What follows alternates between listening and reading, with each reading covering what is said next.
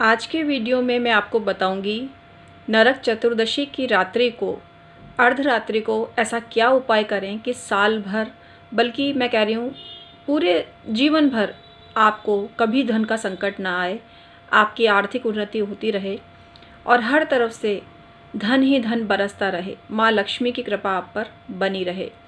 मैं हूँ उमाश्री, आपकी अपनी ज्योतिषी। आज एक बेहद खास जानकारी आपके लिए लेकर आई हूँ। मित्रों, आज मैं आपको बताने वाली हूँ नरक चतुर्दशी या रूप चौदस या फिर छोटी दिवाली के उपाय।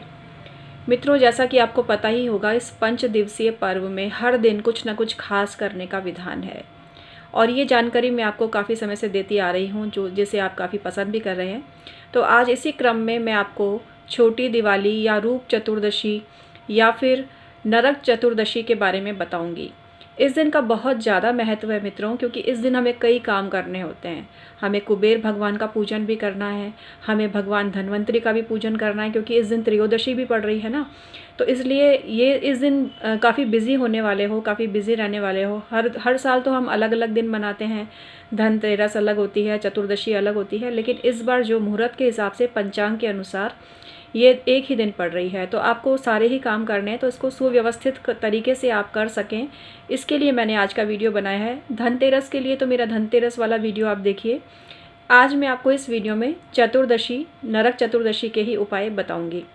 मित्रों, इस दिन हनुमान जन्मोत्सव भी है और रात्रि को आपको श्री हनुमान जी भगवान की भी पूजा करनी है, जिससे कि आपके शत्रु बाधा दूर हो सके, आपको एक पावर मिल सके। तो ये भी मैं आपको बताऊंगी। इसके अलावा रात्रि को एक विशेष काम करना है जो दरिद्रता को दूर करने के लिए किया जाता है। और इस दिन रूप चौदस होने से रूप को भी चमकाना है।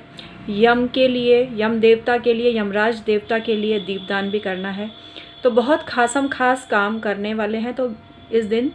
तो वीडियो पूरा देखिएगा, जिससे आपको सिलसिलेवार सारी जानकारी मिल सके। मैं हूं डॉक्टर उमाश्री, आपकी अपनी।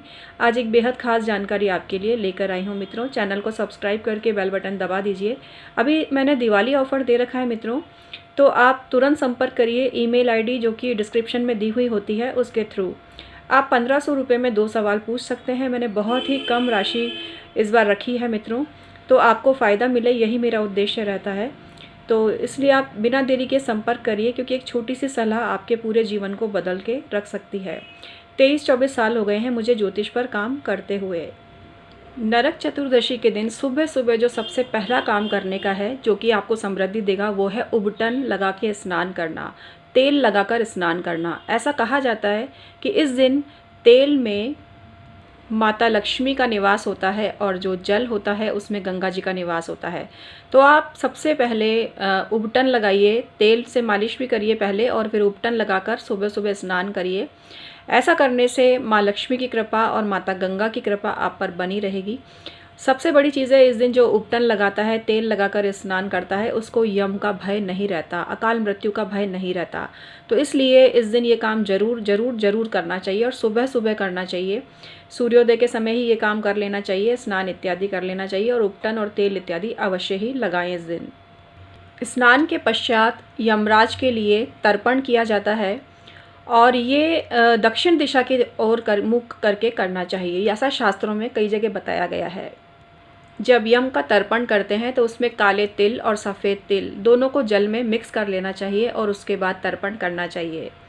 यमराज से ये विनती करनी चाहिए कि वो आपके घर में कभी ना आए और आपके घर में किसी भी प्रकार का संकट किसी भी सदस्य को कभी ना आए, सभी सदस्य दीर्घायु को प्राप्त हों। इस दिन दीपदान किया जाता है और 14 दीपक जलाने चाहिए। अब 14 ना जला पाएँ तो चौमुखा दीपक जलाएं। आटे से बना हुआ कई जगह पर चौमुखा दीपक जलाया जाता है और इसको घर के मुख्य द्वार के बाहर रखा जाता है। ऐसा कहा जाता है कि जो इस दिन दीपदान करता है उसको अकाल मृत्यु का भय नहीं होता और यमराज किसी प्रकार का कष्ट और यातना उसे नहीं देते हैं। ऐसा कहा गया है कि जो मनुष्य नरक चतुर्दशी के दिन या रूप चतुर्दशी के दिन सायंकाल दीपदान करता है, उसके पितृ कभी भी पथ से नहीं भटकते, मतलब पथ से उनको किसी प्रकार की उनके मार्ग में दिक्कत नहीं आती है। ऐसा कहा गया है कि इस दिन तर्पण करने से या दीपदान करने से या सारे क्रियाकलाप करने से जो पितृ नरक में रह रहे हैं उनको भी मुक्ति और मोक्ष मिल जाता है और उनको भी स्वर्ग का मार्ग जो है वो प्रशस्त होता है। तो कुल मिला के ये करना बहुत ही उत्तम रहता है। एक पौराणिक मान्यता के अनुसार दिवाली के इन 5 दिनों में राजा बलि का राज रहता है और इस दिन दीपदान करने से राजा बलि प्रसन्न होते हैं और ऐसा करने से माता लक्ष्मी भी बहुत प्रसन्न होती है और उस घर में निवास करती है। इस दिन हनुमान जी का जन्मोत्सव भी मनाना चाहिए। हनुमान जी महाराज की पूजा करने से सभी प्रकार के संकट दूर होते हैं और जीवन में खुशहाली आती है। इस दिन आप हनुमान जी के किसी भी मंत्र का जाप अवश्य ही करें।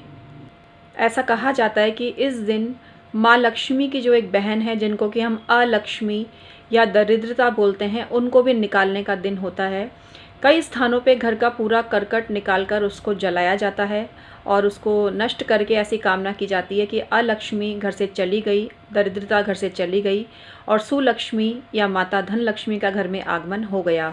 तो इस तरह से काम किया जाता है। आप सिंबॉलिक रूप से घर का कोई भी, वैसे तो आपने दिवाली की पूरी सफाई कर ली होगी, लेकिन टूटा फूटा कोई भी सामान इनकेस घर से निकल जाए या निकाल ही लें 1-2 टूटी फूटे डिब्बे या पुरानी चीज़ें, और उनको घर से निकाल कर फेंक दें अर्धरात्रि को। और जो मनुष्य अर्धरात्रि को थोड़ा कूड़ा करकट या टूटा फूटा सामान नरक चतुर्दशी के दिन फेंकता है, उसके घर में समृद्धि हमेशा वास करती है। माता लक्ष्मी का स्थायी वास उसके घर में अवश्य ही होता है। तो इस तरह से आप नरक चतुर्दशी या रूप चौदस को मनाएं। ऐसा कहा जाता है कि इस दिन पूरा श्रृंगार करना चाहिए और जो मनुष्य, मतलब स्त्री पुरुष दोनों ही कर सकते हैं काम। ऐसा नहीं है कि सौंदर्य पर सिर्फ स्त्रियों का ही अधिकार है। आजकल तो सभी इसमें माहिर होते हैं और इंटरेस्ट भी लेते हैं और हक भी है और अच्छी बात भी है। ये सभी को सौंदर्य के प्रति जागरूक होना चाहिए। तो इस दिन श्रृंगार इत्यादि करना चाहिए और ऐसा कहा जाता है कि जो इस दिन उपटन या तेल इत्यादि लगाता है उसको अखंड सौभाग्य की प्राप्ति होती है और अत्यंत सुंदरता भी प्राप्त होती है, सौंदर्य भी प्राप्त होता है। तो जो सौंदर्य के प्रति बहुत कॉन्शियस हैं उनको भी विशेष करना चाहिए और हर मनुष्य को ये त्यौहार पूरे विधि विधान से, पूरे रीति रिवाज से मनाना चाहिए। तो आज की जानकारी आपको कैसी लगी मुझे अवश्य ही बताइएगा मित्रों।